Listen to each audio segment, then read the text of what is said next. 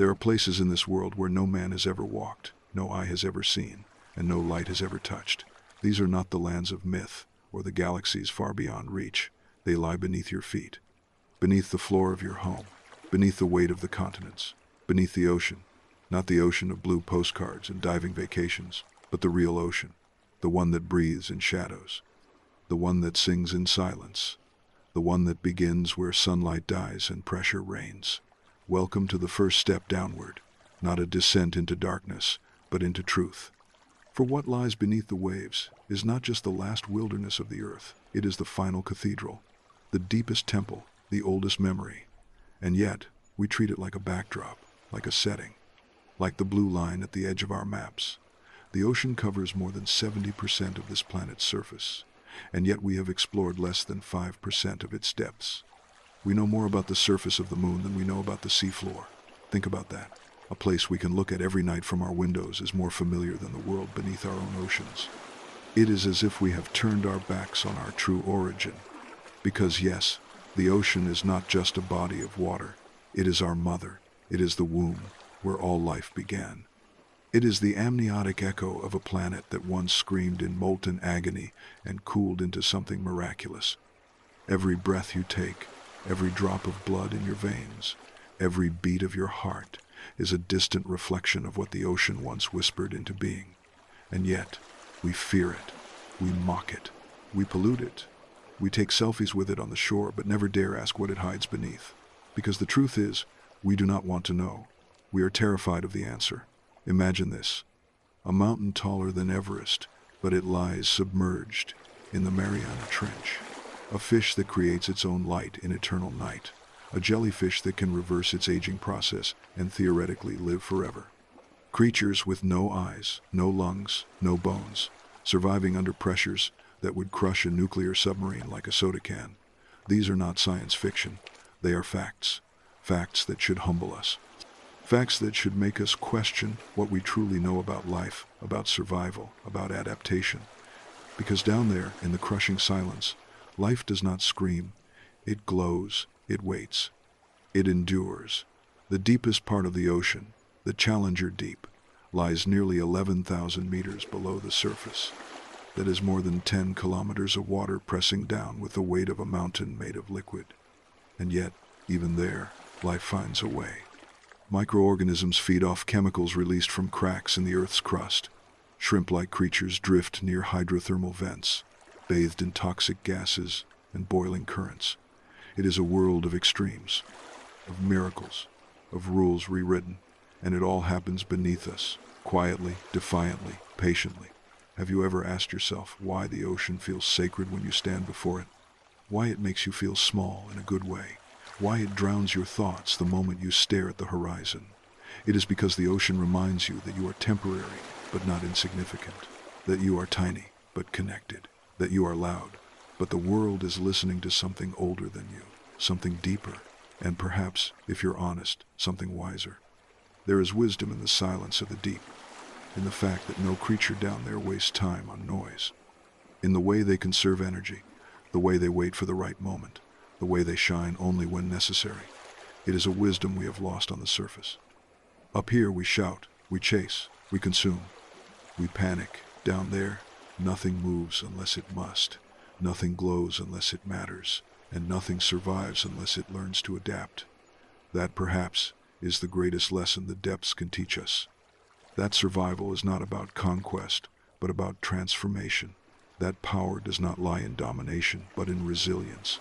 That peace is not the absence of sound, but the presence of stillness. You see, the deep ocean is not dead. It is simply beyond our comfort, beyond our assumptions, beyond our arrogance. It has always been there, watching us, echoing our storms from below, cradling our continents in its invisible arms. It is not waiting to be conquered, it is waiting to be understood. And yet, we continue to believe that knowledge comes only from what we can light up. That truth lives only where cameras can reach.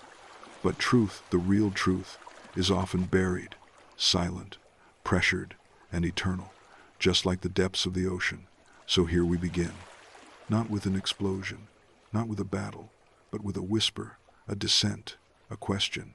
What else lives in the places we refuse to see? It begins with silence, not the kind that calms you, but the kind that warns you, the kind that tells your instincts something ancient is watching. As we move deeper into the abyss, light becomes a memory, and color vanishes like a forgotten dream. Here, red is the first to die, followed by orange, yellow, green, and eventually even blue gives up. The spectrum collapses into blackness, and in this blackness, life chooses a different path. Not extinction, reinvention. This is where the monsters live, not the ones that haunt fairy tales or horror films, but the ones nature sculpted with purpose. They are grotesque, not because they are evil, but because they are functional. Down here, beauty is not a luxury. It is a threat. Anything that shines must shine for a reason. And often, that reason is hunger. Let us begin with the anglerfish, a name that sounds almost poetic until you see one. Imagine a creature the size of a football, floating with jagged teeth that could shred glass, a face frozen in eternal fury, and from its forehead grows a glowing lure, a beacon of false promise in the dark. This is its strategy. It does not chase, it waits, it invites, it deceives. In a world where movement costs life, patience becomes the sharpest weapon, but the anglerfish is just the beginning. There is the gulper eel, a serpentine phantom with a mouth so enormous it can swallow prey twice its size. Its stomach stretches like elastic to accommodate whatever dares cross its path. There are the siphonophores, fragile colonial organisms that look like strings of ghostly lanterns drifting across the black. Some of them stretch over 40 meters long, making them among the longest creatures on Earth, and yet they are almost invisible to the naked eye. What does it mean that some of the largest life forms exist in total secrecy, never boasting, never surfacing, never needing applause? Perhaps humility is not a human trait. Perhaps it belongs to the deep. But not all creatures here are nightmares. Some are revelations. The Dumbo octopus, for example, flaps its ear-like fins with the grace of a ballerina. It glides through the depths with an elegance that seems almost misplaced, as if beauty snuck past the laws of survival. Its eyes, wide and curious, give it the look of a child who has just discovered wonder, reminding us that even in the darkest corners of the planet, innocence finds a way. And then there are those who produce light. Bioluminescence is the great rebellion of the abyss. When the sun abandons you, you make your own stars, fireflies of the sea, lanterns stitched into skin, signals, traps, warnings, and love letters written in glowing blue. The hatchetfish, with its silver body and downward-facing lights, becomes invisible from above and untraceable from below. The vampire squid, despite its name, does not kill. Instead, it releases clouds of bioluminescent mucus to confuse predators, a defensive dance of light and shadow.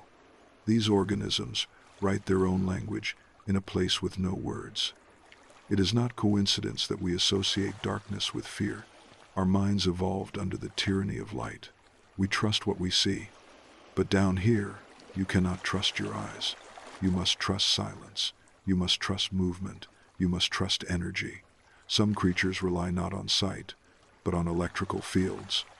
Sharks, for example, can detect the heartbeat of prey hidden beneath sand. They do not need vision. They feel through space. They think in pulses. Every choice they make is precise. Every attack, calculated. But why does this matter to you, reader of dry lands and city lights? Because the world is bigger than what you see. Because fear is often born from ignorance and courage from curiosity. Because the deep teaches that survival does not mean becoming louder. Sometimes it means becoming quieter, more sensitive, more aware. In our world, we often reward noise. We praise the flashy, the bold, the fast. But in the deep ocean, these traits mean death. Here, wisdom is knowing when to stay still. Here, strength is measured by how little you waste. Here, even the monstrous has a reason. And in that, there is grace. Imagine for a moment that you are one of them, a creature born of darkness. No mirrors, no applause, no need for validation. You do not know how you look. You only know how you move, how you feel, how you respond to the currents. Your world is pressure, cold, silence, and the occasional spark. And yet, you live. You adapt. You evolve. That is a lesson no self-help book can teach you. The abyss does not motivate. It transforms. It does not reward dreams. It demands action. If you are not ready to become what the pressure shapes you into, then you do not belong here. But if you are, you will find that this realm does not destroy. It refines. And so we descend further. Not to find monsters, but to find mirrors. Because what we fear in the deep is not the teeth or the darkness. It is the reflection of what we might become when no one is watching. What would you look like if you were shaped only by truth? As we descend beyond the reach of light and sound, another force takes center stage, one that does not roar or crack but presses, silently, constantly, unforgivingly. Pressure. Not the metaphorical kind, not the deadlines and obligations of daily life, but real, physical, relentless pressure, the type that bends steel and silences everything it touches. At sea level, you live under one atmosphere of pressure, gentle and invisible. For every 10 meters of depth, another atmosphere is added, stacked like invisible anvils on your chest. At 100 meters, 10 atmospheres weigh on you. At 1,000 meters, 100. By the time you reach the bottom of the Mariana Trench, nearly 11,000 meters deep, more than 1,100 atmospheres crush every surface. That is the weight of almost 50 jumbo jets pressing on your body at once. And yet, life persists. Not just persists, thrives. It adapts, not by resisting the pressure, but by becoming one with it. Creatures in the deep are not built to fight the ocean. They are built to agree with it. Their bodies have no gas-filled cavities, no delicate lungs or ears. Their muscles are soft. Their bones, if present, are flexible or reduced. Many are gelatinous, ghostly, barely denser than the water they swim in. They are not fragile. They are perfect. And that is where the lesson lies. We think of pressure as the enemy. We think it breaks us. But the deep shows us that pressure can be a sculptor, that the hardest force creates the softest elegance. That strength does not always come from resistance, but from fluidity. In the world above, we teach people to toughen up, to harden themselves against adversity, to build walls around their hearts. But in the abyss, those who survive are those who open, who bend, who dissolve into the environment without losing their identity. Down here, pressure is not a punishment, it is a test. Not of muscle, but of character. Because what good is a rigid structure if it shatters the moment it is touched? The deep does not reward appearance. It rewards design. Efficient, simple, silent, unapologetically strange. Here, every creature is an answer to a question the surface never thought to ask. What if the only way to survive was to surrender? What if surrender was not weakness, but evolution? There are no coral reefs here, no colorful distractions. There are no predators in the traditional sense, just opportunists, scavengers, engineers of the void. In this world, everything is slow, because energy is precious. Food is rare. A single meal can last for weeks. A single movement must matter. And perhaps that is what we need to remember in our lives as well. That speed is not a virtue. That silence is not a void. That being still can be a strategy, not a failure. The pressure of the deep crushes everything except that which was made to belong. And sometimes, belonging means letting go of the structures we thought would keep us safe. Down here, fish have antifreeze proteins in their blood to prevent freezing. Others carry internal pressures that perfectly match the outside, creating a balance most humans never achieve emotionally. Some glow not to attract, but to repel. Some release clouds of ink, light, or chemicals, not in violence, but in defense. These are not warriors. They are survivors, architects of adaptation. No one brags in the deep. No one flaunts. Even the mightiest predator moves slowly with purpose. A 6-gill shark, ancient and enormous, patrols the deep like a shadow of time itself. It does not need to rush. It has survived for over 200 million years, unchanged, unbothered, unknown. In our world, we change constantly to remain relevant. In the deep, relevance is earned by stability, by patience, by design that endures pressure for centuries. The world below is not frozen. It is focused. And what does that say about us? About the lives we build, about the structures we call strength. We reward noise, yet the deepest truths are silent. We chase complexity, yet the most resilient beings are simple. We worship light, yet brilliance in the abyss is measured by how well you shine without burning out. And there is something poetic in that, something painfully ironic, that we, who live in the thinnest, most fragile layer of the Earth's atmosphere, act as though we are the center of existence, that we, who cannot dive more than a few dozen meters without aid, think we have conquered this world. Meanwhile, in the depths, in the quiet, in the cold, life laughs without sound and continues, unbothered by our assumptions. The ocean is not angry, it is not cruel, it is simply truthful. And the truth is, pressure is not your enemy, pressure is your mirror. It reveals what breaks and what bends, what endures and what evaporates, what is real and what is performance. So next time you feel the weight of the world, remember this: somewhere beneath your feet, in the place where no sunlight dares to go, a creature without bones, without pride, without fears, gliding through darkness, perfectly made for pressure. Would you survive the world you pretend to be ready for? There is a silence that does not feel empty, but full. A silence that stretches like architecture, like the invisible walls of a cathedral built without hands. In the deepest parts of the ocean, this silence becomes structure. These are not just trenches and plains, not just cold chasms carved by tectonic size. These are cities, not the kind with lights or roads, but with ecosystems so complex, so self-sustaining, that they rival any metropolis built above. Here, beneath kilometers of blackness, rise the hydrothermal vent fields, towers of mineral and flame that spew boiling water into freezing abyss, and around them, life gathers like pilgrims at a sacred fire. Giant tube worms bloom in clusters, standing upright like ghostly candles with blood-red tips. No mouths, no eyes, no digestive tracts, and yet they thrive. Their bodies house chemosynthetic bacteria that turn poisonous gases into nourishment, a partnership older than civilization itself. These worms are not creatures, they are cathedrals. Around them swarm crabs, clams, fish, and strange snails with iron-plated shells that could make a medieval knight jealous. Everything here feeds not on sunlight but on chemistry, not on photosynthesis but chemosynthesis. Where we need the sun, they need sulfur. Where we depend on the sky, they depend on the earth's deep breath. And that should make us question everything, because it means life does not require light. It does not require warmth. It does not require the conditions we once thought were sacred. It only requires a crack, an opportunity, a doorway. What other life, then, waits in the cracks we ignore? But back to the cities.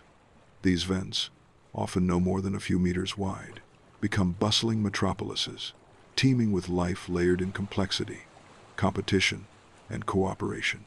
They rise from nowhere and vanish without warning, buried by sediment, collapsed by quakes, their populations extinguished overnight. And yet, life returns, always. Somewhere else, a new vent opens, a new city rises, a new community forms, without fanfare, without blueprints, without leaders. It is the purest form of resilience. Imagine if our cities behaved this way, not permanent scars on the land, but adaptive whispers, appearing only where needed and disappearing without ego. Perhaps the deep sea is not alien. Perhaps we are. We build for conquest. They build for survival. We erect monuments to our own importance. They flow around change like water around stone, and in doing so, they outlast us. But not all cities of the deep glow with fire. Some exist in cold seeps, places where methane and other gases leak slowly from the seafloor, nurturing yet another alien congregation of life. Mussels with symbiotic bacteria, clams that pulse with unseen chemistry, soft corals reaching blindly into the void. These are the suburbs of the abyss, quieter but just as alive, just as intricate, and perhaps that is the most humbling truth of all, that the places we thought were lifeless are among the most complex, that the places we ignored are the most populated, that the maps we use to understand the world are incomplete by design. Less than 20% of the ocean floor has been mapped in detail. We have clearer images of Mars than of our own seafloor. Think about that. We stare into the stars, looking for new homes, while ignoring the alien realm beneath us, a place with its own rules, its own architecture, its own citizens. A place that, in many ways, mirrors us.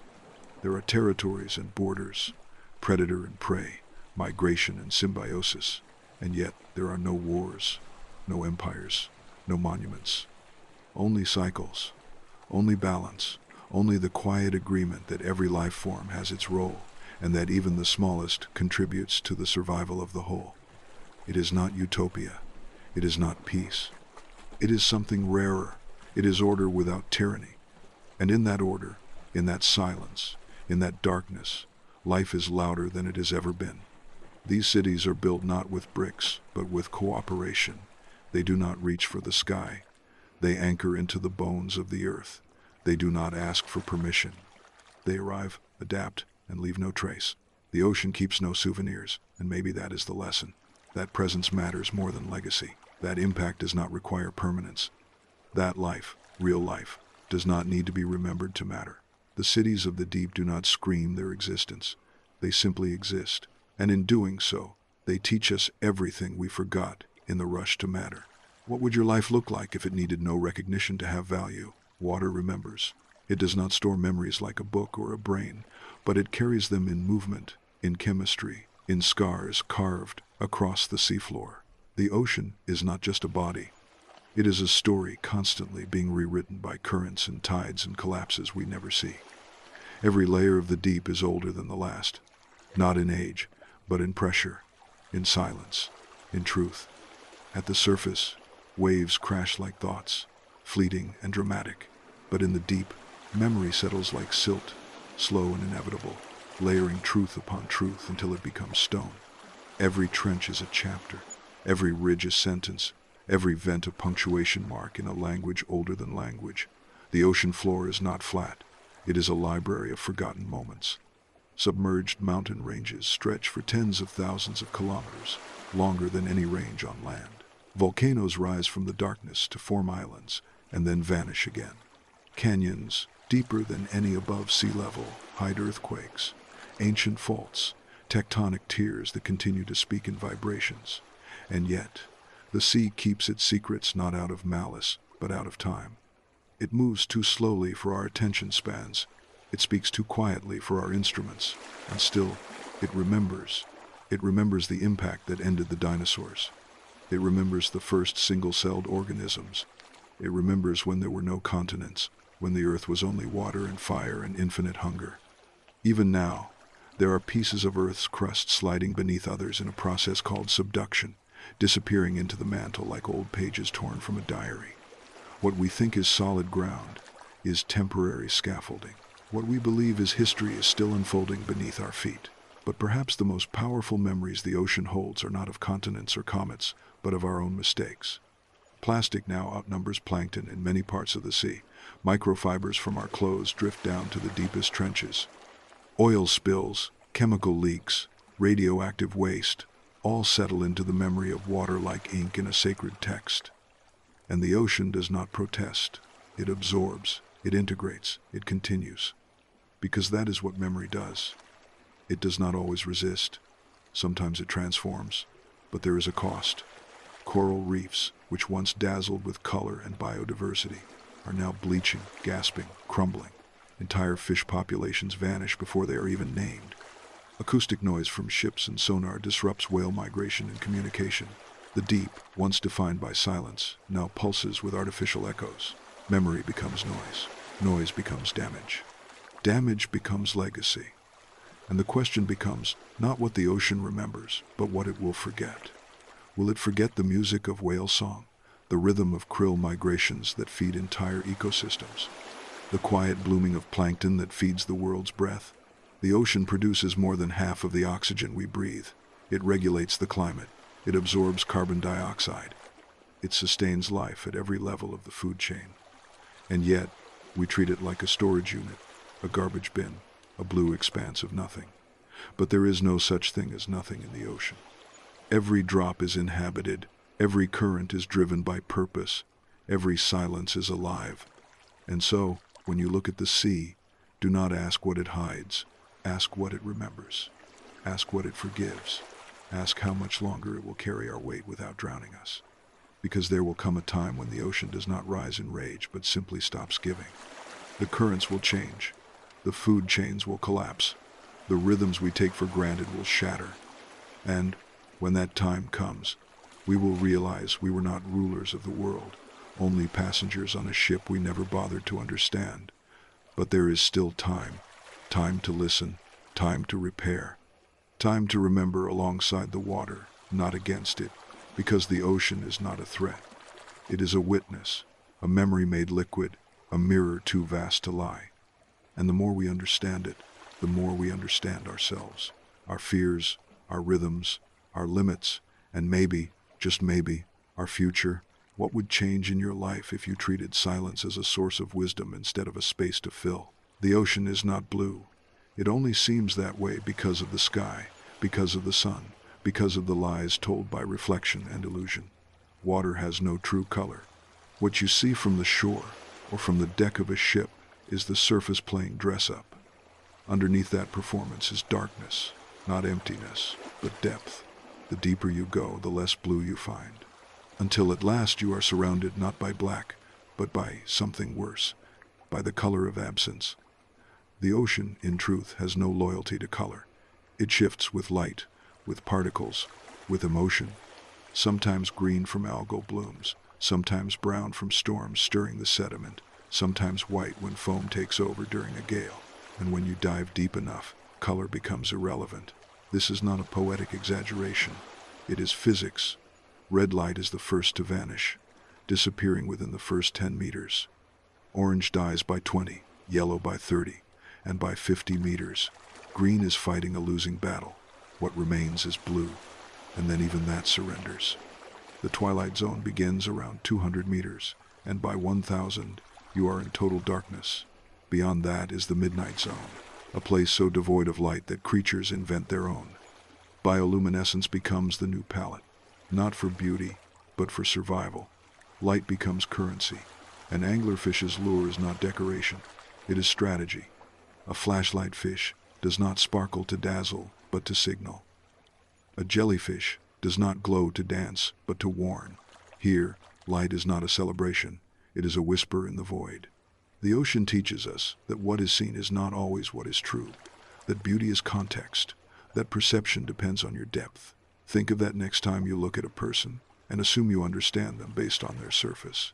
How many people have you misjudged because you only saw their reflection, not their pressure, not their darkness, not their survival?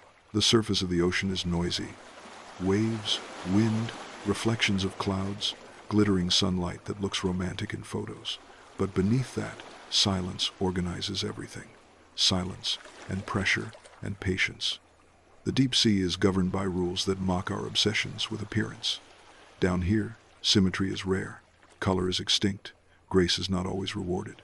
There are fish with eyes on one side of their head, creatures with no bones, organisms that change gender as needed, who abandon mating entirely, who reproduce through fragmentation, through splitting, through spontaneous genesis. Life down here does not wait for permission. It redefines the rules. And yet it works. It thrives. It endures. So why do we cling so tightly to our own definitions of beauty, success, normality? Why do we fear being different when the most successful ecosystems on Earth exist without any of the patterns we idolize? The ocean laughs at our narrowness, not with cruelty, but with patience. It has seen more civilizations rise and fall than we can count. It has swallowed entire cities. It has reshaped continents. And it has never once asked for applause. It is not blue. It is not kind. It is not cruel. It's simply island. The most ancient truth we have, older than fire, older than stone, older than memory. And here is the irony. We call it the unknown. We fear it, avoid it, build walls against it, but it makes up more than 70% of our planet. The unknown is not far away. It is beneath us, around us, inside us. Our bodies are mostly water. Our cells respond to the tides. Our lungs once knew gills. Our bones echo the patterns of fish fins. We are not separate from the ocean. We are its refugees, living temporarily on land. The ocean is not blue, and neither are we. We are layers. We are darkness. We are echoes. We are light that learn to walk. And maybe, just maybe, the more we return to the water, not physically but spiritually, the more we remember who we were before the noise, before the mirrors, before we became obsessed with how things appear instead of how they endure. If you stripped away the surface, what colors would remain in you? The ocean does not stand still, even when it looks like glass, even when the surface lies flat and breathless beneath a summer sky. Motion is everywhere. Beneath that deceptive stillness, currents stretch like invisible highways, moving not just water but heat, salt, life, memory. These currents are not chaotic. They are orchestrated by forces so large we rarely think of them as real. The spinning of the earth, the pull of the moon, the heat of the Sunday, the wind dancing across the sea's surface. Together they create global conveyor belts that move water across continents in centuries. The thermohaline circulation, often called the global ocean conveyor, is a current system driven by differences in temperature and salinity. Warm, salty water flows from the tropics to the poles, cools, sinks, and begins a slow journey back. A journey that can take 1,000 years to complete. 1,000 years. Longer than most civilizations. Longer than memory itself. And yet, this conveyor keeps the planet's climate stable. It brings oxygen to the deep. It distributes nutrients across the globe. Without it, Europe would freeze. The tropics would scorch. Ecosystems would collapse. And all of it is invisible. You cannot see the current with your eyes. You can only feel its consequences. Just like in life, the most powerful forces are not always the ones making noise. Sometimes it is the quiet ones, the deep ones, the slow ones that change everything. Internal waves taller than skyscrapers ripple beneath the surface. Gyres spin like planetary gears. Upwellings bring cold, nutrient-rich water to the surface, feeding entire food webs. Downwellings carry heat and carbon to the deep. These movements are not random. They are the heartbeat of the planet. And yet, we ignore them. We plot our maps by land. We define our borders by coastlines. We treat the sea as background. But the sea is the setting, not the backdrop. It is the stage upon which everything else performs. And when we forget that, we build houses on sand. Ocean currents are also the reason why life is not evenly distributed. They create zones of abundance and zones of scarcity. Places like the Eastern Pacific, cold and rich with nutrients, teem with fish, whales, seabirds. Other places, warm and beautiful on the surface, are deserts beneath. A turquoise paradise may be empty of life, while a gray, stormy coastline hides entire empires of plankton and krill. Beauty lies again. It tells us nothing of function, and so we must ask, in our own lives, what unseen currents shape us? What ancient forces guide our choices, shift our moods, carry our fears from one memory to another? Is it history, trauma, hope, legacy? Some people drift their whole lives without knowing what moves them.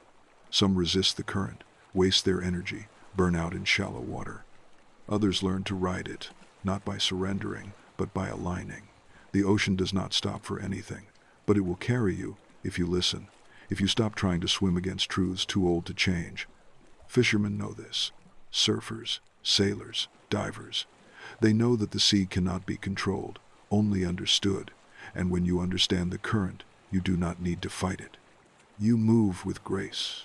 You arrive where you were always meant to be, but the most haunting part of all is this: the current never forgets. A drop of water evaporated from the Indian Ocean can fall as snow on the Arctic, melt into the Atlantic, sink into the Southern Ocean, and rise again after centuries.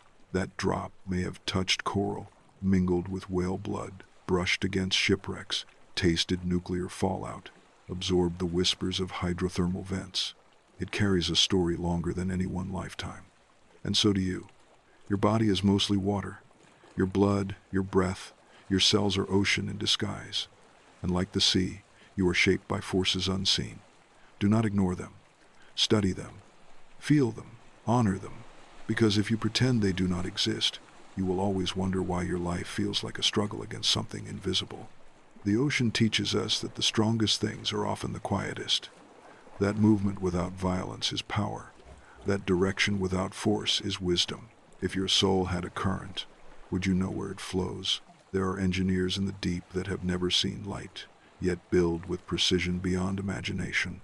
Not with stone or steel, but with minerals drawn from the water itself, with chemistry more ancient than tools, more accurate than blueprints.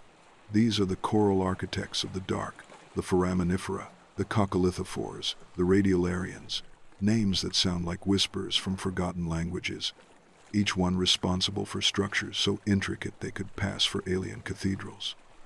They are microscopic but relentless, single-celled organisms that, over millions of years, have shaped continents and formed mountain ranges beneath the sea. The chalky cliffs of Dover, the limestone spires of Asia, the great carbonate platforms of ancient seas all began with them. Not with giants, not with gods, but with invisible sculptors building their shells, one molecule at a time, drifting until death, then sinking to join the silent sediment that swallows everything. These shells pile upon each other, crushed by time into stone, and one day that stone rises, tilts, cracks, becomes land. And we walk on it, never knowing we tread on the bones of billions of beings we never knew existed. The ocean builds patiently. It does not rush. It knows that permanence is not speed, that true strength is born of repetition and silence.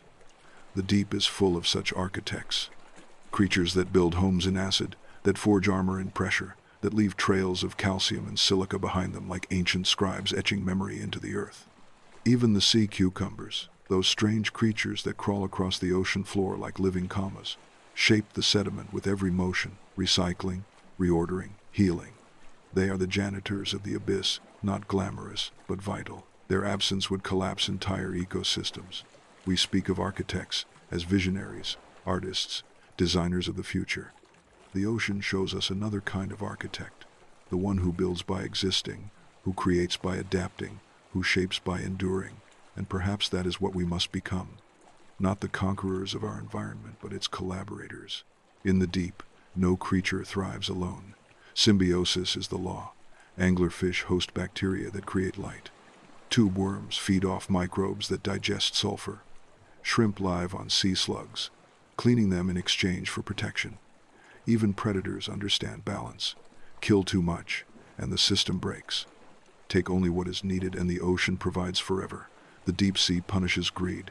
It rewards cooperation. It demands respect. And if that is not a message for humanity, then we are not listening. Above the waves, we build to dominate. We erect towers to mark our power, carve roads to control space, fill the air with noise to drown out our fear of silence. But in the ocean, buildings do not rise. They grow, slowly, organically, without ego. A coral reef does not announce itself. It begins with one polyp anchoring to stone, then another, each one building upon the skeleton of the last. In time, they create palaces for thousands of species, walls that resist waves, cities that pulse with color and life. And then, when stressed, they bleach, they die, they crumble. Not in anger, but in exhaustion. The ocean does not rage. It withdraws. And when it does, the silence is deafening, because nothing replaces what the sea loses. There is no substitute for coral that took centuries to grow. No machine can mimic the nutrient cycles of a kelp forest or the balance of a seagrass bed. The ocean's architects do not design with ambition. They design with necessity. Every curve, every shell, every skeleton is proof that beauty and function can be the same. And in our own lives, how often do we separate them? How often do we abandon what works for what dazzles? How often do we forget that the most perfect structures are invisible until they fail? The ocean reminds us that silence is not the absence of sound, but the presence of balance. That architecture is not about monuments, but about meaning. That legacy is not what you build, but what remains when you are gone. If your life left behind a structure, would it be beautiful or just tall? The legends lied. They told us that the monsters of the deep were beasts with teeth like swords, eyes like lanterns, jaws unhinged in rage. They imagined krakens tearing ships in half, leviathans coiling beneath the hulls of explorers, sirens with voices sweet enough to drown a man's soul. But the true monsters of the ocean are not loud. They do not roar. They do not chase. They wait, and they change the world without needing to be seen. The most terrifying predators in the ocean do not kill with speed, but with patience. The giant squid does not hunt like a shark. It drifts in blackness, tentacles outstretched, its eyes the size of dinner plates, not to threaten, but to see through eternal night. Its suckers are ringed with teeth, yes, but not for slaughter, for grip, for the slow embrace of strategy, for survival in a place where every calorie counts. The fang-toothed fish, with its monstrous grin, is barely the length of your hand. Its teeth are the largest in proportion to body size of any fish alive, but its body is fragile, soft, a vessel of waiting. It hides, It senses. It lives on fragments. The gulper eel, with its enormous mouth that seems too large for its body, is not a hunter of giants but a collector of crumbs. It swallows what it can, when it can, storing meals it may not find again for weeks. These creatures do not inspire awe because they are powerful. They inspire awe because they are impossible. They exist where logic says life should not. They feed where food barely exists. They glow where light cannot reach. They thrive under pressures that would crush steel. They are not monsters. They are miracles in disguise. And perhaps that is the point, that we invented monsters to protect ourselves from the truth. Because the real fear is not what lives in the deep, but how it lives. Without need for validation, without hunger for applause, without the obsession with rising, conquering, being remembered. It just survives, and in surviving, it humbles us. Imagine a creature that never knew sunlight, never felt warmth, never swam free, but endured. Now ask yourself what excuses you use to explain your own limits. Too dark, too cold, too hard, too long. The ocean has heard them all, and it still keeps breathing. Even the deadliest creatures in the sea are not the ones we fear. The box jellyfish kills with elegance, with transparency, with a brush of its tentacles so soft you might not feel it until it is too late. The stonefish hides beneath sand, still as death, and injects venom through your foot without moving. The cone snail, small enough to fit in your palm, fires a harpoon tipped with neurotoxin faster than your nerves can react. There is no drama, no soundtrack, only silence, only consequence. The ocean teaches that danger does not always announce itself. That power does not need volume. That survival favors those who adapt, not those who perform. And above all, the sea reminds us that the most extraordinary lives are often the most misunderstood. The blobfish, often mocked as the ugliest creature on earth, is only that way because we took it from its home. In the depths, its gelatinous body is perfect for withstanding pressure. On land, removed from context, it collapses. How many people do we judge the same way? Removed from their element, their brilliance, their purpose? How many lives do we mock because we do not understand the pressure they were built to endure? In the deep, beauty is function. Grace is endurance. Monstrosity is just a failure of imagination. And so, perhaps the next time you feel unseen, unappreciated, misunderstood, remember the deep. Remember the creatures that do not shine on posters but shape ecosystems. Remember the monsters that never roared. And ask yourself not how loud your voice is, but how deep your impact goes. Because the ones who move in silence often move the most. What part of you is powerful? Not because it's loud, but because it endures in silence. There comes a point in every descent where you expect to hit bottom, to find something solid, something final, something you can name and call the end. But the truth of the abyss is that there is no floor. Not in the way we understand it, not in the way that gives comfort or closure or containment. Because the ocean does not believe in endings, it only believes in thresholds, in layers of pressure stacked upon each other like folded time, in trenches that spiral downward not in straight lines, but in gravitational whirlpools of geological memory. The Mariana Trench being the deepest place we have found, over 11,000 meters down, deeper than Mount Everest is tall. And yet even there, even in that unimaginable depth, life continues. Life adapts, life refuses to die, not out of rebellion, but because existence is its own logic. A philosophy of persistence written in the language of cellular resistance and evolutionary madness. And when you reach that point in your thinking, when you realize that even the bottom has a basement, and that the basement has its own basement, something shifts in you, a quiet collapse of arrogance, a beautiful surrender of the idea that we were ever in control of this planet or of ourselves, because we like to believe that we explore the ocean, that we chart it, own it, define it. But the truth is that the ocean explores us, it measures us, it tests the edge of our understanding, and then calmly expands beyond it like mist through fingers. And nowhere is that more evident than in the Hadal Zone, the pressure zone beyond 6,000 meters, named after Hades, the underworld, a realm of darkness so absolute that it consumes not just light, but certainty.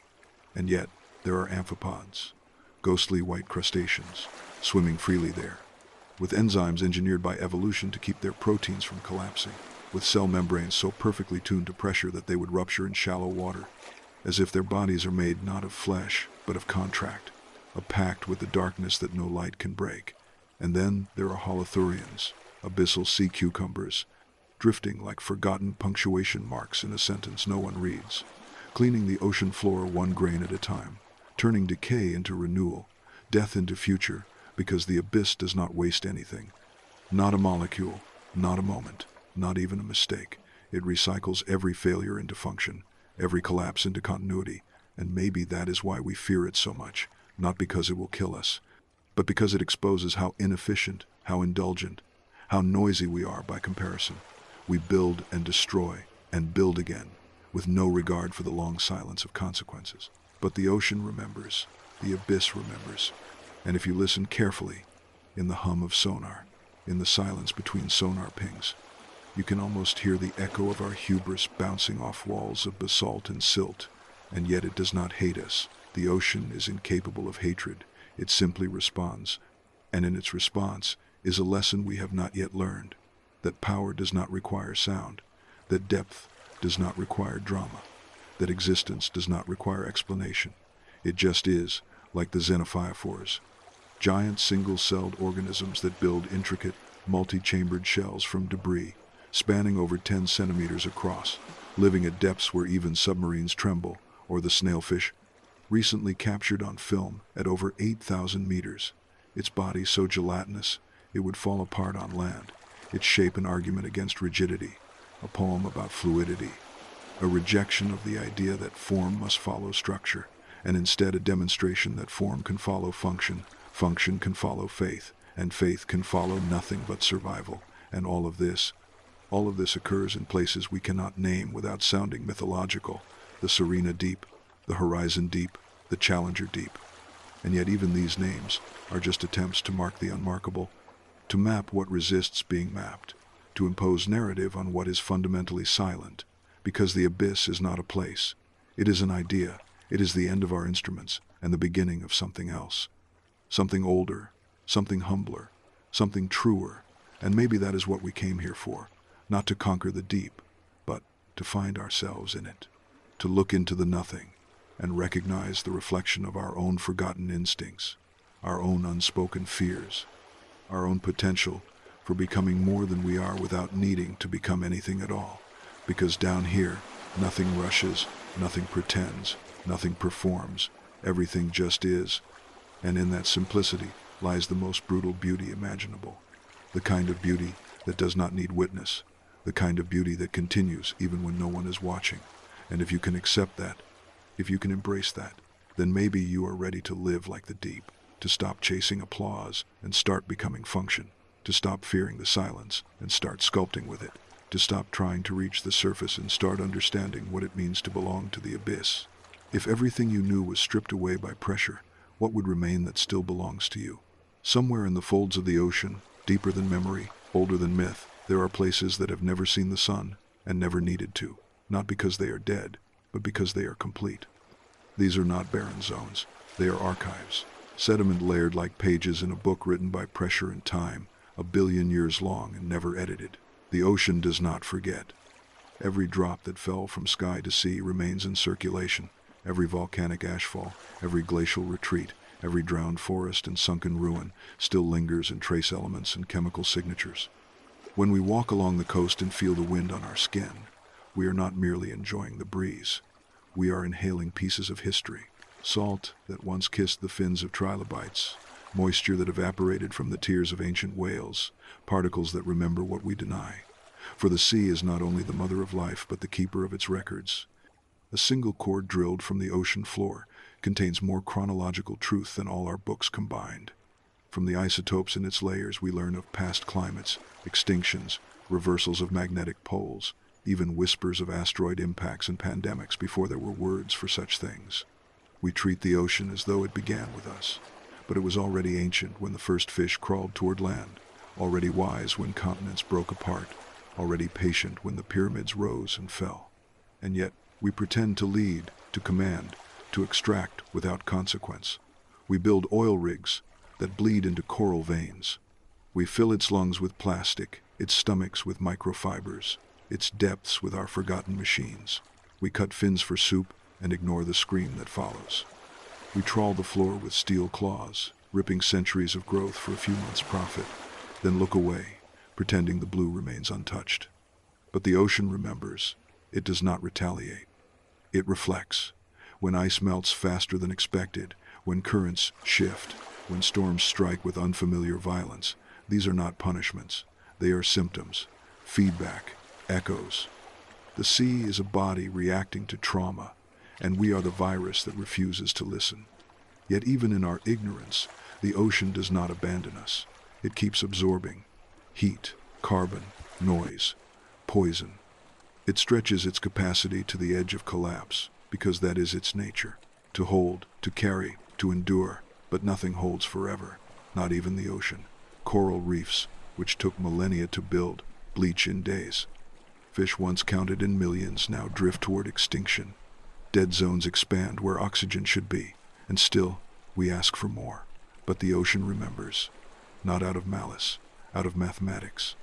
What goes in must come out. What is broken must be repaired or removed. What is ignored becomes collapse. This is not prophecy, it is physics, but buried within this is a mercy. Because the ocean also remembers how to heal. It has recovered before, after impacts, after ice ages, after collapses we cannot even imagine. Life always returned, reshaped, reborn in new forms. Not because it was saved, because it adapted. It evolved not by resisting change, but by becoming it. And here is our challenge, to do the same, to become worthy of the ocean's memory. Not its victim, not its parasite, its partner, its reflection. That requires humility, to stop pretending we know more than the water that raised us. That requires awe, to see the sea not as a resource, but as a mirror, a teacher, a cathedral without walls. That requires silence, not absence of sound, but the presence of listening. When the wind howls over the waves, what is it saying? When the tide pulls back farther than usual, what is it revealing? When a dolphin beach itself, when a reef loses its color, when the water warms just 1 degree, what is the message? Are we still arrogant enough to believe it is not for us? The ocean remembers what we forget, how to be slow, how to be deep, how to be vast without greed, powerful without pride, how to carry life within and still remain whole. And maybe, if we can remember just a fraction of what it knows, we can still find our way back, not to the surface, but to belonging. Because we do not stand above the ocean, we rise from it, made of its salt, calibrated by its tides, carved by its time. If the ocean remembered only one thing about humanity, would it be worth remembering? You think you have reached the surface. When the pressure lessens, when the light returns, when the world begins to resemble the one you left behind. But the ocean has taught you by now that appearances are rarely honest and that the surface is not a destination but a disguise. Above the waves, everything pretends to be still. The sky reflects its lies into the sea.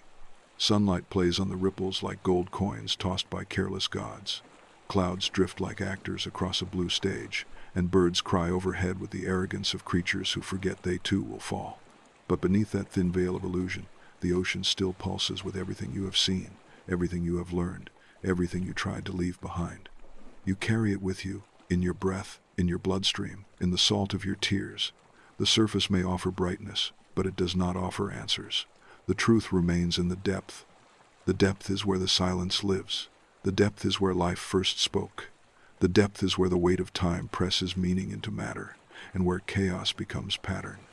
It is down there, not up here, that the planet breathes. And maybe that is the most painful part of this whole journey. That you return to a world that no longer knows how to listen. A world of noise without message. A world of movement without direction. A world obsessed with speed, while the ocean taught you that slowness is power. A world intoxicated by visibility, while the deep showed you that the most sacred things glow only in darkness. And now you must walk among people who mistake depth for danger and mistake comfort for peace. But you are different now. You are not like them. You have seen what moves when the light goes out. You have heard what sings where no one watches. You have touched a world that does not need names to have meaning, and it changes you, not loudly, not with fanfare, but in quiet certainties that you can never explain. You look at a raindrop and see its journey from a wave in the South Pacific. You hear the hum of a highway and remember the frequency of whale song. You feel the loneliness of modern life and recognize it as a shallow echo of what the deep has mastered. You are no longer impressed by heights, only by roots.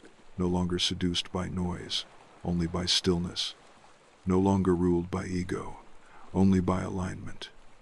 Because in the deep, nothing survives that does not serve something else. And maybe that is the great lesson, that greatness is not dominance but contribution. That immortality is not being remembered but being recycled. That purpose is not imposed from above but discovered below, in the slow crush of pressure, the long patience of waiting, the quiet work of becoming. And so you rise, but you do not return. Not really, because no one who truly descends ever comes back the same. You are part ocean now, not just in composition, in philosophy, in rhythm, in truth. You will speak less but say more.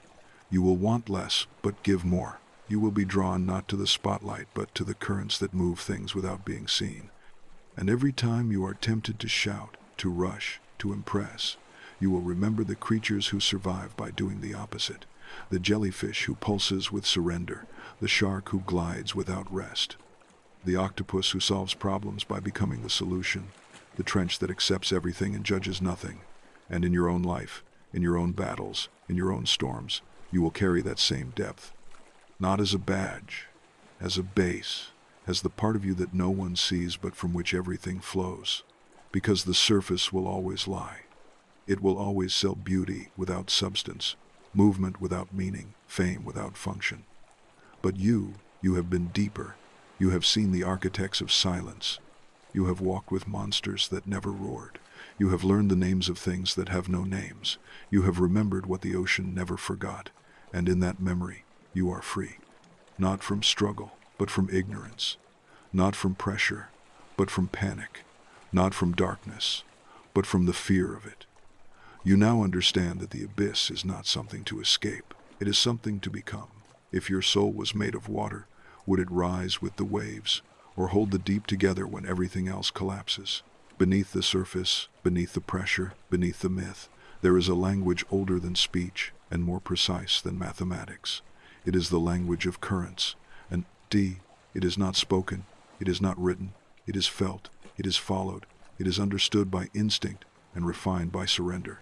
It is the silent agreement that life makes with movement. The way plankton gather in spirals and turtles cross entire oceans with no compass, the way salmon return to the rivers of their birth and eels vanish into saltwater myths. This language does not need syntax because it has rhythm. It does not need definitions because it has memory. And it does not need translation because it is everywhere. In the pull of the moon and the tilt of the earth, in the thermohaline pulses that push water from pole to equator and back again, in the whisper of Antarctic meltwater slipping beneath warmer currents like a secret trying not to be heard. This is not flow, this is architecture. This is how the ocean breathes, not in tides but in balance, not in waves but in intention. And it is how all things live when they live in alignment, because nothing survives by force alone, not in the deep, not in the shallow, not in the sea. Everything survives because of timing, because of awareness, because of understanding where to be and when. The great white shark does not chase chaos. It follows temperature gradients like pages in a map. The blue whale does not roam blindly. It sings into nothing until the echo returns with coordinates not of place, but of meaning. And perhaps that is why we, as land creatures, struggle so much to feel whole. We have abandoned the current for the concrete. We have traded rhythm for rigidity. We no longer feel where the energy fell, ours. We try to build our lives like walls, when the ocean has shown us that the strongest structures are flexible, dynamic, always changing, always listening. And in that listening, we find something terrifying to the modern mind. The idea that control is not the highest virtue, that surrender is not weakness, that the one who bends with the current is not broken but wise. Because the deep does not reward defiance, it rewards harmony, not submission but alignment, not stagnation but navigation. And this is where the ocean becomes more than water. It becomes metaphor. It becomes scripture written in salt and motion. It becomes the mirror of the soul for anyone who dares to see without naming, who dares to feel without framing, who dares to move without knowing where the movement will lead. Because in the deep, there are no maps, only memory, and there are no roads, only flow, and there is no destination, only depth. And the creatures who thrive there are not the strongest, not the fastest, not the smartest. They are the most attuned, the most responsive, the most surrendered to the way things move when no one is watching. The gulper eel does not rush. The vampire squid does not chase. The comb jelly does not fight. They move with the current and become invisible to predators. They blend not into background but into rhythm. And perhaps that is the highest intelligence, to stop trying to be seen and start learning how to belong, not to a place, but to a movement, to a process, to a pulse that began before us and will outlive us. And maybe that is why the ocean never forgets. Because it never stops listening. And if we want to be remembered by it, if we want to be more than debris on its surface or toxins in its bloodstream, then we must learn to listen too, not with our ears but with our being, to feel the pull when it says rest, the silence when it says wait, the surge when it says go, and the calm when it says let go. Because not all movement is progress, and not all stillness is stagnation. Sometimes the greatest shift is invisible, and sometimes the deepest wisdom comes not in the noise of thinking but in the quiet of sensing. This is what the currents know, and this is what the land forgets, that motion is not the opposite of peace, that change is not the enemy of truth, and that depth is not a place to escape but a frequency to join. And once you hear it, once you feel it, you cannot unhear it, you cannot unfeel it. It becomes the rhythm of your walk, the cadence of your thought, the anchor beneath your choices. You begin to speak with fewer words and more weight, to act with less urgency and more gravity, to live not by plans but by resonance. And in doing so, you do not become the ocean. You remember that you always were. What part of you is still trying to swim against a current you were born to flow with? There is a lie whispered by every shallow place, a soothing voice that tells us pressure is the enemy, that weight must be lifted, that discomfort must be avoided, that the goal of life is to escape heaviness and find peace only in lightness. But the ocean, vast and ancient, knows better. It does not flinch from weight. It is not afraid of depth. It was born of pressure and shaped by it. And in the most silent sanctuaries of the sea, where no sun has ever touched, the water does not cry out for rescue. It carries its weight with dignity. It lets the pressure do what it does best, create purpose from collapse, structure from silence, resilience from compression, because pressure does not destroy what is meant to endure. It only removes what was never meant to last. And maybe that is why the deep is not just a physical location but a sacred realm, not because it is free from pain, but because it transforms pain into precision. It teaches that discomfort is not always punishment. Sometimes it is the fire before clarity, the womb before birth, the pressure before becoming something new. And so many of us spend our lives trying to avoid depth, trying to float above the surface, mistaking numbness for peace, mistaking avoidance for healing, mistaking distraction for direction. But the ocean offers no such illusions. It does not allow you to remain shallow without cost, float too long and you drift, resist the current and you sink without guidance, cling to the surface, and you miss the treasure buried far below, because down there, in that sacred pressure, things live that should not be possible. Creatures survive that make no evolutionary sense, eyeless shrimp that navigate volcanic vents, translucent fish with no bones but perfect structure, worms that feed on chemical fire, mollusks that create metallic shells in temperatures that melt logic. These are not aberrations, they are revelations, reminders that what breaks most people is precisely what births others into brilliance. Because when the surface cracks, when the heat rises, when the weight becomes unbearable, something ancient wakes up inside you, something that remembers what your blood once knew when it was seawater, something that does not panic. It adapts, it does not cry out, it listens, it does not shatter, it reshapes. And the ocean has always known this. It teaches it in every trench, every vent, every shadow, that the question is not, can you escape the pressure, but can you withstand it long enough to be changed by it? Can you hold your shape without needing the world to be comfortable? Can you breathe when breath is not a guarantee but a decision? Because down here, you cannot fake strength. You are either built for it or you are not. And if you are not, you do not survive. But if you are sharpened, purified, crystallized into something the shallow world will never understand. And that is why so many people will never know their true depth, not because it is hidden, but because they refuse the pressure required to find it. They quit at the first sign of silence. They retreat at the first crack of solitude. They call hardship a curse, when the ocean knows it is a calling. And what is perhaps most sacred about the deep is not just its pressure, but its patience. It waited billions of years before life ever dared to touch it. And when life did come, it came in forms unrecognizable, not glamorous but efficient, not beautiful by human standards, but perfect by the metrics of survival. It came without eyes, because it did not need to be seen. It came without color, because it did not need to impress. It came without sound, because it did not need to speak to matter. It simply existed, fully, without shame. And when we talk of self-worth in the modern world, when we speak of confidence and authenticity, we often forget that the ocean had it first. It never had to be validated to have value. It never had to be explained to be real. It never had to be admired to hold power. And we, who emerged from its salt and rhythm, have forgotten that truth. We chase applause, as if survival depends on being liked. We fear quiet, as if emptiness means failure. We numb pressure, as if it signals the end instead of the beginning. But the deep does not fear silence. It is fluent in it. It does not flee solitude. It thrives in it. It does not panic in pressure. It was sculpted by it. And so the next time life becomes heavy, the next time your chest tightens with the weight of it all, the next time you are told to rise too quickly from your grief, remember the deep. Remember that things die when brought to the surface too fast. Fish that have lived for decades in stillness and darkness rupture when pulled into sudden light, not because they are weak, but because they were never meant to be exposed so violently. And maybe the same is true for our emotions, our traumas, our transformations. Not everything is meant to be shared before it is ready. Not every pain is meant to be healed before it has taught us. Not every truth is meant to be spoken before it has rooted itself in the silence of our being. And so lest the pressure build. Let it teach you who you are under layers. Let it strip away the need for applause.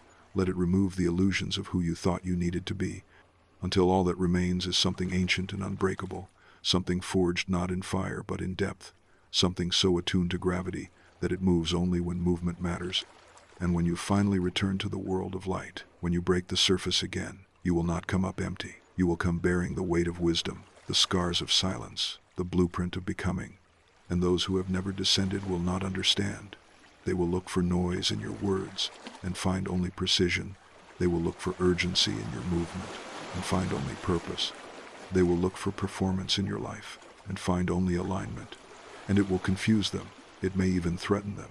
But it will also awaken them, because something in them still remembers the deep.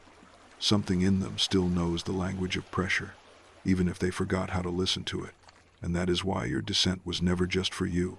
It was for every other soul afraid to let go of the surface.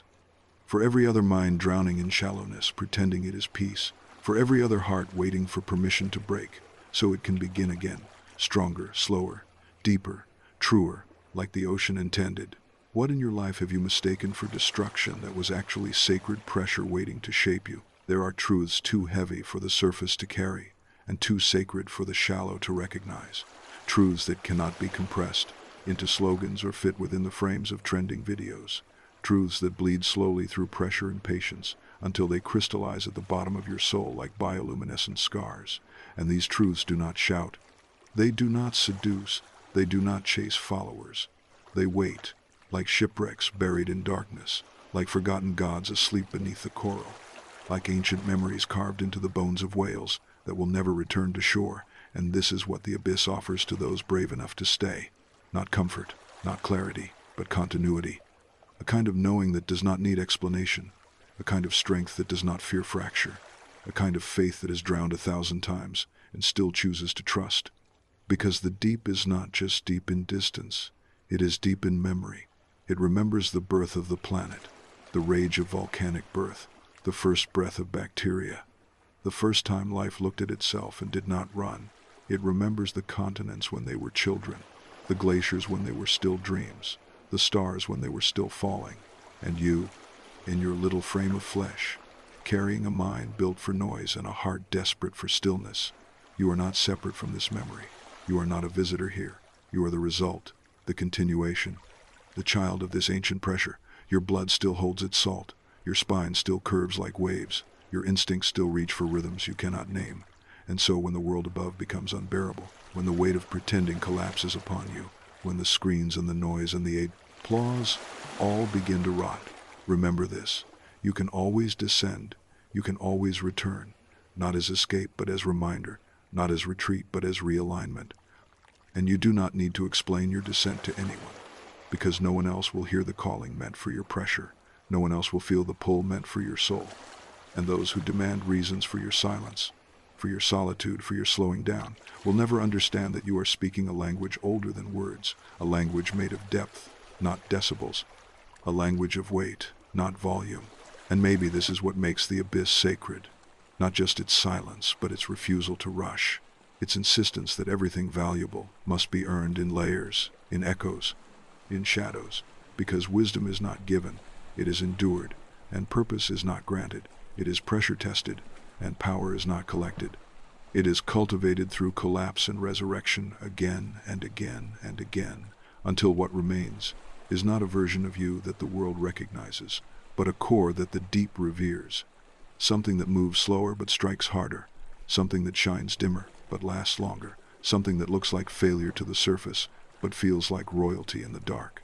Because here, success is not what floats, it is what anchors, and beauty is not what sparkles, it is what glows under pressure, and freedom is not what escapes, it is what adapts. And if you can learn that here, if you can carry that rhythm back into your shallow routines, into your structured days and conversations and roles, you will no longer need permission to be what the ocean already knows you are. You will no longer ask shallow minds to validate your deep decisions. You will no longer wait for the world to be ready. You will simply move like the current, invisible but inevitable, slow but unstoppable, and those who feel you will be changed by you, without needing to understand how or why or when, because the abyss never argues, it never announces, it never defends its silence, it simply exists, and that existence is its truth. And maybe the real reason the surface fears the deep is because it cannot distract it, cannot manipulate it, cannot impress it. And we, who have become addicts of distraction and manipulation and performance, must unlearn what the shallow world taught us before we can truly descend. We must unlearn the obsession with constant movement, the fear of stillness, the addiction to approval, the mythology of rising, and return instead to something older, something quieter, something honest, where rising is not climbing but deepening, where growth is not expansion but reduction, where purpose is not chasing but becoming still enough to be found. And in that stillness, in that sacred pressure, the abyss will speak, not in sentences but in sensations, not in logic but in knowing, not in clarity but in gravity. And it will say to you, welcome back, child of pressure, vessel of rhythm, student of weight. It will say we never forgot you. It will say you always belonged here. It will say you are not broken, you are becoming. And then it will be silent. And in that silence, you will finally hear what the noise never let you hear, the truth you were built for, the rhythm you were born into, the depth you were always meant to return to. And from that moment forward, no surface will ever fool you again. What is the weight you were born to carry, not as a burden, but as your truest shape? Time is a surface concept, a scaffolding built for clocks and calendars and control, a tool for organizing chaos and pretending that life is linear, that stories have beginnings and endings, that progress is a line instead of a spiral. But the ocean has no use for time. The ocean is where time dissolves, where it folds in on itself like light collapsing under gravity. And in the deep, the minutes do not march forward, they curl backward, they stall, they stretch, they vanish, and what remains is not chronology, but continuity, not sequence, but presence. And this is why the deep unnerves the modern mind, because it refuses to be measured, refuses to be rushed, refuses to explain. And so much of what we call modern life is nothing but the frantic attempt to outrun silence, to stay above the noise, to keep swimming just fast enough to avoid sinking into something true. But the ocean has no interest in speed. It does not race. It does not compete. It simply continues, endlessly, tirelessly, beneath every war and empire and digital revolution. It moves with a purpose so slow, it looks like stillness to those who cannot feel its depth. But for those who can, for those who descend, the illusion of time begins to crack, Because down here, in the quiet crush of darkness, it does not matter what day it is. It does not matter who won or lost or posted or purchased. Down here, what matters is whether you are still breathing, still adapting, still listening to the rhythm beneath the narrative. Because deep does not speak in deadlines. It speaks in pulses, in temperatures, in salinity, in the migration of whales that follow no human map, in the drift of plankton that feeds the entire food chain without ever needing a clock. And perhaps the greatest freedom the ocean offers is not in its space, but in its disobedience to time. Because when you spend enough moments in the deep, you begin to forget the urgency of the world above. You begin to unhook from the addiction to immediacy. You begin to realize that wisdom does not come from speed, but from sediment, from layering, from waiting, from listening longer than is comfortable, and then listening more. And if you listen long enough, you start to hear the stories that the surface forgot.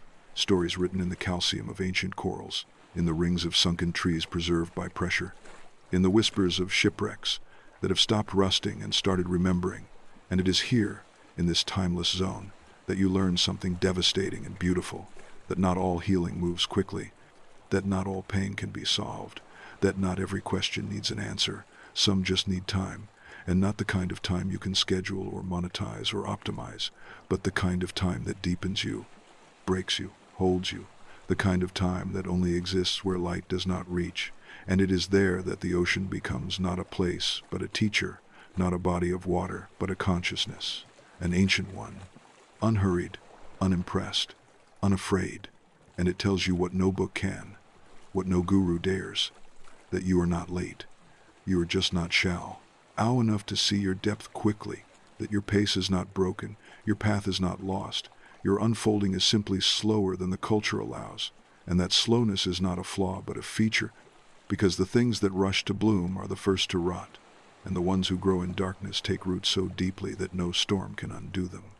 And this is the secret that the trenches keep, the truth that no algorithm will sell you, that depth is the opposite of speed, that presence is the antidote to urgency, and that sometimes the most courageous thing you can do is stop moving and begin sinking. Not to drown, but to rediscover the parts of yourself that cannot breathe at the surface.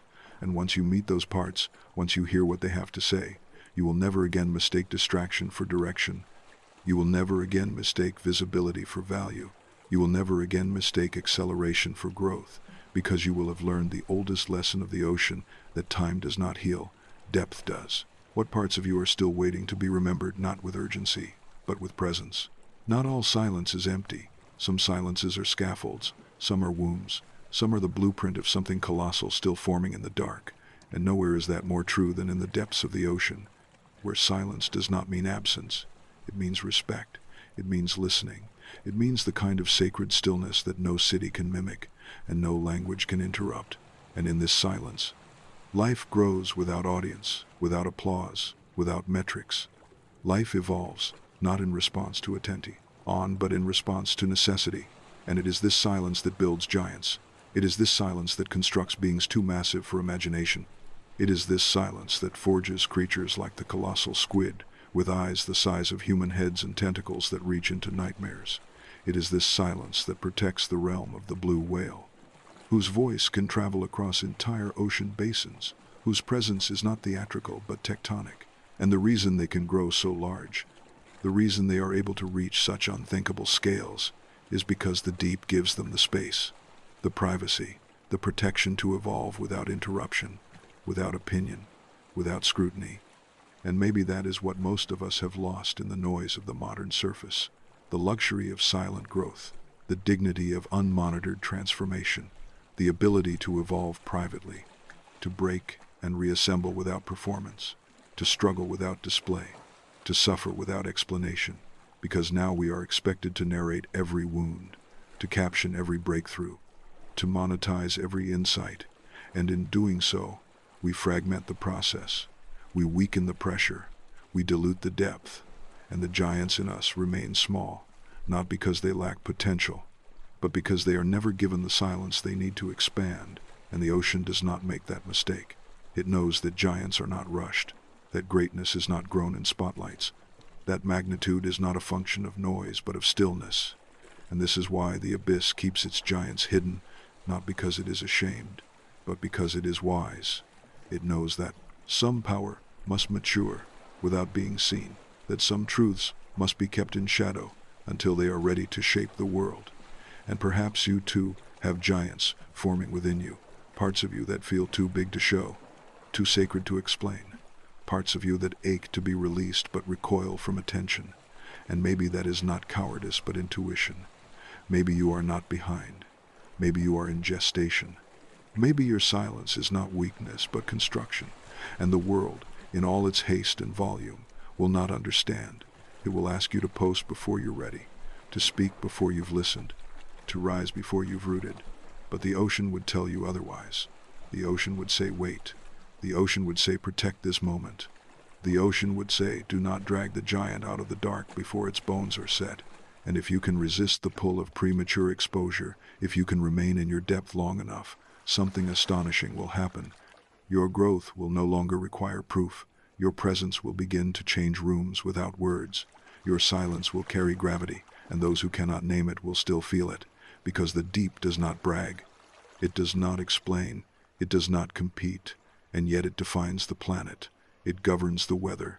It decides the temperature of the world, and it does all of that from silence, from stillness, from the sanctuary of depth. And maybe that is the new definition of power, not the ability to be seen, but the ability to shape without spectacle, to influence without intrusion, to expand without approval. And the only way to access that and of power is to return to the deep, not once, not occasionally, but as a practice, to build your life on silence, to construct your greatness in stillness, to become so rooted in your own pressure that no surface wind can uproot you. And yes, the silence will scare people. It will make them think you are distant or broken or lost. But the ocean does not rise to defend its stillness. It simply waits, and when the time is right, it sends a tidal wave that reminds the world exactly where the real power lives. And perhaps that is what you are becoming, not a storm but a silent force, not a performance but a presence, not a brand but a being, and the cost of that becoming is patience. The price of that presence is privacy, and the path to that power is silence, long, uncomfortable, profound silence, the kind that stretches you, that crushes the parts of you addicted to reaction, that starves the need to be seen and feeds the need to be real. And if you survive that silence, if you honor it, if you surrender to it, you will emerge, not loud but undeniable, not polished but invincible, not quick but eternal, because you will not just be from the ocean, you will be of it. What in your life needs to grow in silence before it is ready to be seen? There is a place where the self begins to dissolve, where the edges of identity soften like bones in salt, where what you thought was you turns out to be little more than noise accumulated from the surface, ideas, memories, performances, fears, likes, dislikes, trends, wounds, and victories, stitched together so tightly you mistook them for your skin. And the only way to see the seams is to descend, slowly, deliberately, past the layers of expectation and comparison and narrative, until the pressure strips them away, and you are left, not with clarity but with nothing, and that nothing is not emptiness but invitation. It is the beginning of truth, the birthplace of becoming. And the ocean knows this intimately. The ocean does not define itself by its waves. The waves are merely its surface, temporary, reactive, loud for the sake of the sky, but below them there is silence, there is stillness, there is depth that no hurricane can reach. And this is what you must become if you truly want freedom, not a wave but the water beneath it, not the echo but the origin, not the sound but the space that holds it. And the journey to this selfless self is not glamorous, it is not trending, it is not branded, it is a slow erosion, a sacred forgetting of the things you never were, until all that remains is something ancient and nameless, something not owned by culture or language, something so deeply you that it no longer needs to be labeled at all. And this is why most people will never truly know themselves, because to do so, they must first be willing to lose themselves, to question every label, every certainty, every anchor. And the surface teaches the opposite. It teaches reinforcement, affirmation, externalization. It teaches you to shout louder when you are unsure, to double down when you are afraid, to construct identities like fortresses to protect the ego from ever dissolving. But the ocean teaches reversal. It teaches subtraction instead of addition, surrender instead of assertion, silence instead of noise, and when you descend far enough, past the distractions of the world and the distractions inside your mind, something begins to happen. A slowness creeps into your thoughts, not laziness but precision, not apathy but spaciousness, and in that slowness, the truth begins to rise, not all at once but in pulses, like bioluminescence flickering in the dark, and it shows you not who you should be but who you already are, when no one is watching, when no one is reacting, when there is nothing to perform for, and that self, that unguarded, unarmored, unadvertised self, is the only one worth returning to, because it is the only one built to survive the weight of the abyss, and it is here, in this sacred erasure, that you begin to feel the difference between freedom and avoidance, between peace and numbness, between strength and performance, because most people are not free. They are simply distracted enough not to notice their cage, but the ocean does not allow distraction. It removes it. It replaces it with pressure, with darkness, with silence. And if you resist that, you panic. You float back to the surface, gasping for illusions. But if you stay, if you remain in the presence of that dissolving force, it begins to work on you like gravity on a star, slowly crushing the inessential, stripping the decorative, until all that remains is a core, dense and luminous. And from that core you begin to move, not with certainty but with clarity, not with speed but with inevitability, not with ego but with essence. And suddenly, everything begins to change, not because the world is different, but because you are no longer fooled by it. You no longer chase applause, because you have heard the silence of the deep and know it is louder than claps. You no longer fear rejection because you have rejected every false part of yourself already.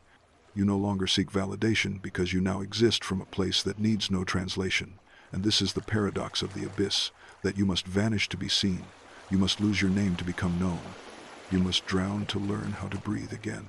And the breath you find is not the frantic gasp of survival.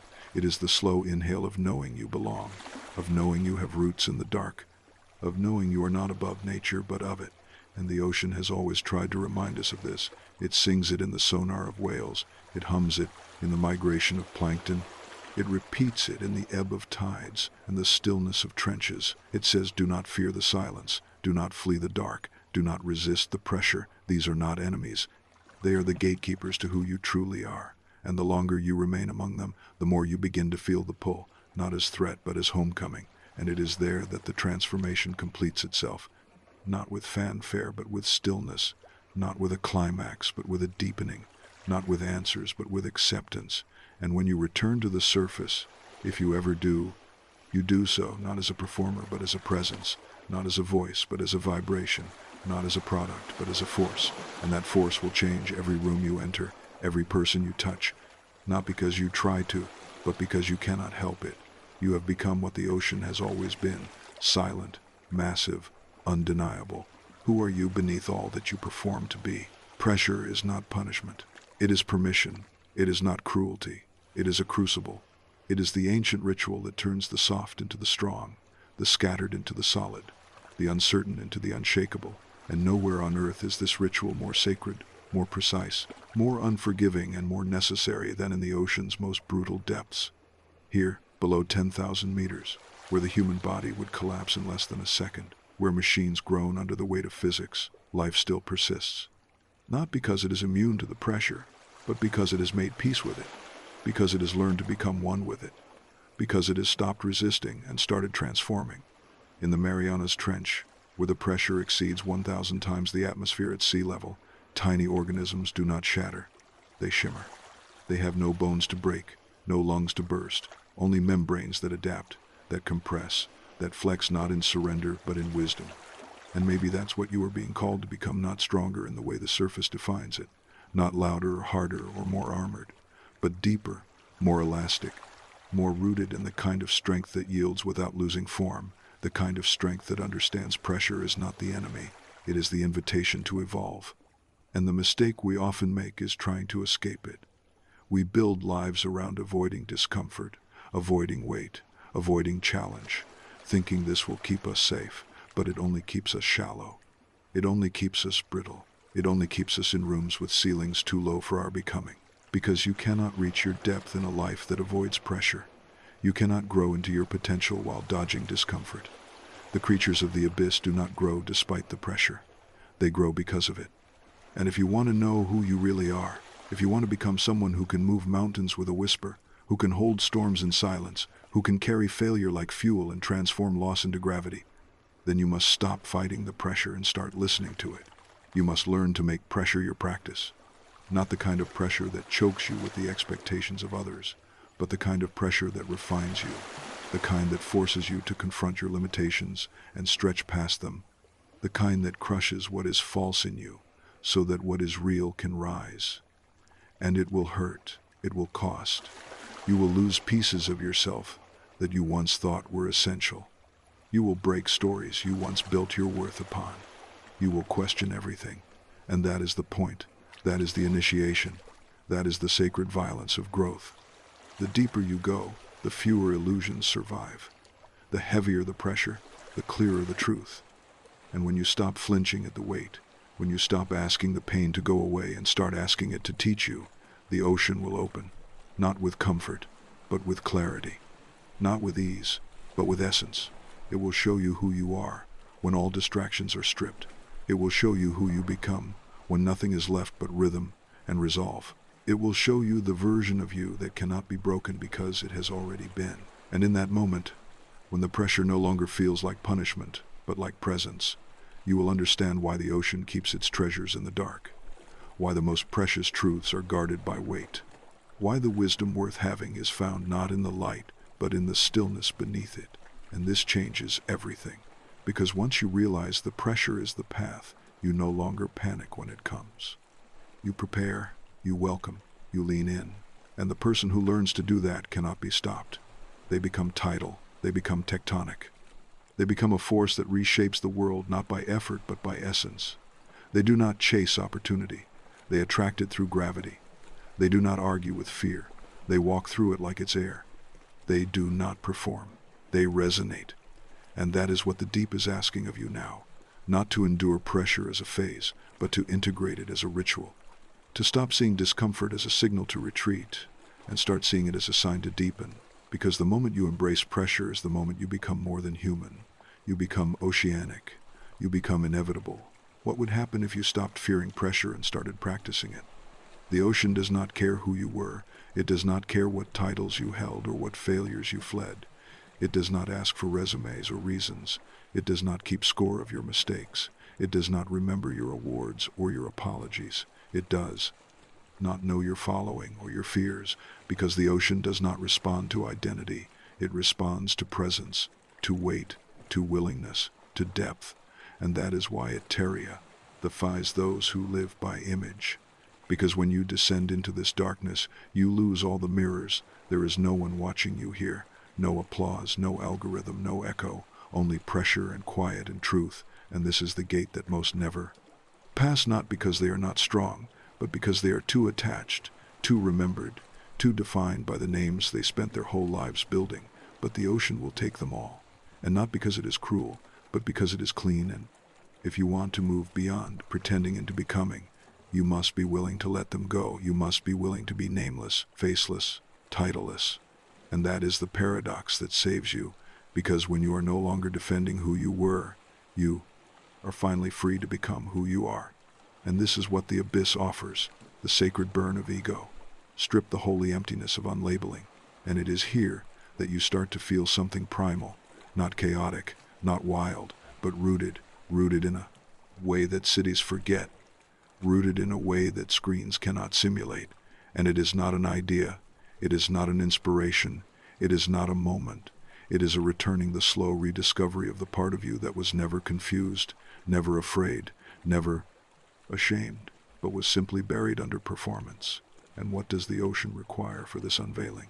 Only one thing: that you stay, that you do not float back when the pressure rises, that you do not panic when the silence deafens, that you do not scramble for surface answers in the depth of unspoken truth, because all the power in this place belongs to those who endure, and that is not endurance of strength, it is endura, once of presence, to remain without reaction, to stay inside the discomfort long enough to feel its language, to stop translating everything into words, and start understanding the weight itself. And when that happens, you begin to see without eyes, you begin to hear without sound.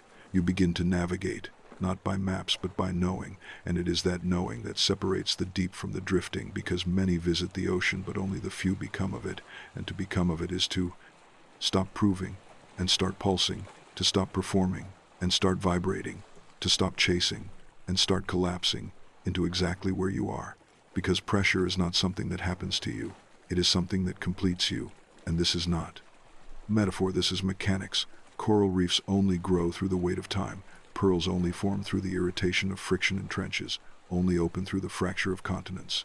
It is all violent, and it is all beautiful, and you are no different. Every break you feared, every loss you carried, every crack in your chest was not proof of failure but potential pressure.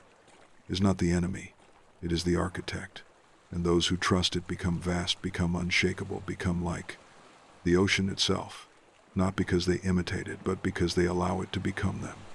And when that happens, you no longer walk the world with fear. You move like depth, like a presence that does not ask to be seen, but makes seeing irrelevant. You no longer look for safety in noise. You carry silence like armor. You no longer ask to be understood. You carry understanding like gravity.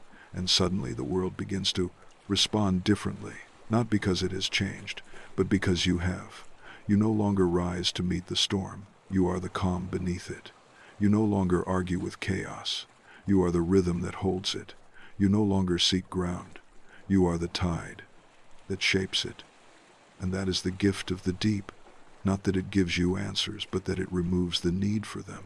Not that it tells you who you are, but that it shows you who you were never meant to be, and what is left is not emptiness. It is essence. It is not void. It is origin. And the only thing you can do with that is live it. Not explain it, not decorate it, not sell it. Just live it. And from that living will rise something undeniable, not because it is loud, but because it is whole. And that wholeness will ripple through every word you speak, every room you enter, every silence you hold. And the surface may never understand it, but that is not your problem anymore. You have become oceanic, and the ocean does not seek to be understood. It simply shapes, and you now do the same, not because you planned it, but because you surrendered to the ritual of pressure, and what you lost was not yourself, but the surface version of you, and what you gained was not a new image, but an old truth, one that had been waiting not for permission, but for depth. What would happen if you no longer needed to be seen to know you exist?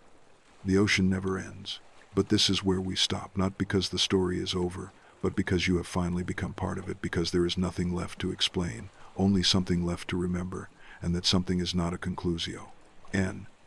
It is a convergence, the realization that all this time what you were looking for below was not separate from you.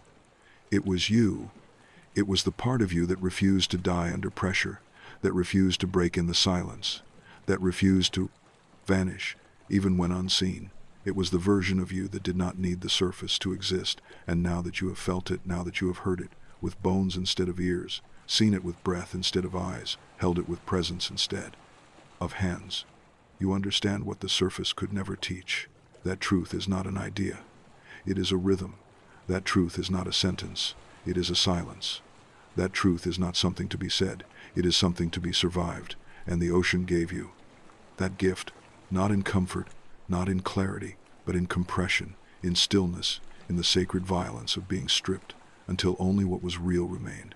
And what remained was not weakness, it was origin, and what rose from that origin was not confidence, it was calm, and what moved from that calm was not a goal, it was gravity.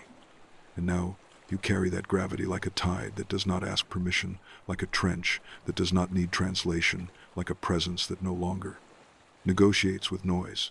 And this is not about power, it is about pressure. And this is not about enlightenment, it is about erosion. And this is not about transformation, it is about returning, because there is nothing you became that you were not already.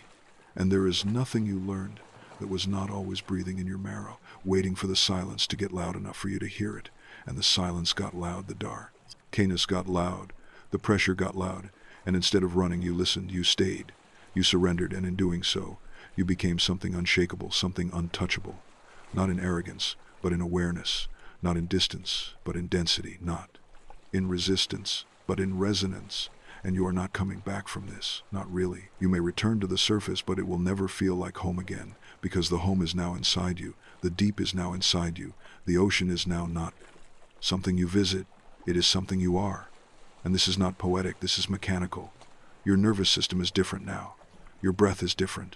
Your rhythm, your pace, your way of being has changed, not because you chased change, but because you stopped avoiding pressure.